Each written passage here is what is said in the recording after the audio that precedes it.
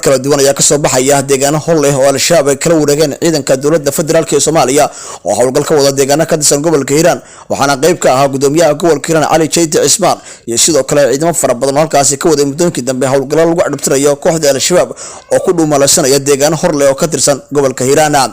waxaana maanta howlgallo ay ka fuliyeen gobolka Hiiraan ciidamo ka tirsan ciidanka dowladda federaalka ee Soomaaliya iyo sidoo kale ciidamada loo yaqaan macawisleyda oo ah dadka deegaanka is aabulay isla markaana laga saarayo deegaano hor leh warar kala duwan ayaa ka soo baxaya deegaanada hore oo al-shabaab kala wareegeen ciidanka dowladda isla markaana saakaya wararka naga soo gaaraya gobolka Hiiraan waxay si rasmi ah u tibaaxayaan inay jiraan deegaano hor leh al-shabaab lagala wareegay isla markaana gacan ku haynteeda ay hore al-shabaab u lahayd waxaana saaka la sheegayaa in dagaal qarar oo ku dhaxmaray labada dhinacba ay xilligan si rasmi ah ay ula wareegeen ciidamada dowladda federaalka ee Soomaaliya iyo ciidamo uu hogaaminayo gudoomiyaha gobolka Hiiraan Cali Jeyti Cismaan deegaano hor leh oo ka tirsan gobolka Hiiraan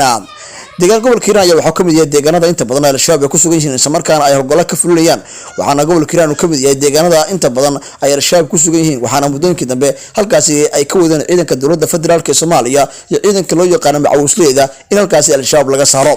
gudoomiyaha gobolka Hiiraan ciidamo badan oo taabacsan oo isugu hogaaminaya ayaa halkaasi gaaray waxaana ay sheegeen in deegaano hor leh oo ka tirsan gobolka Hiiraan hadda gacan ku haynteeda ay leedahay ciidanka dowladda federaalka ee Soomaaliya iyo ciidanka loo yaqaan macawisleyda oo ah dadka deegaanka oo xilligan is abaabulay ma cadda khasaare rasmiga ah ee wararkii shalay ka dhacay gaba kamid ah gobolka Hiiraan iyo Saakaba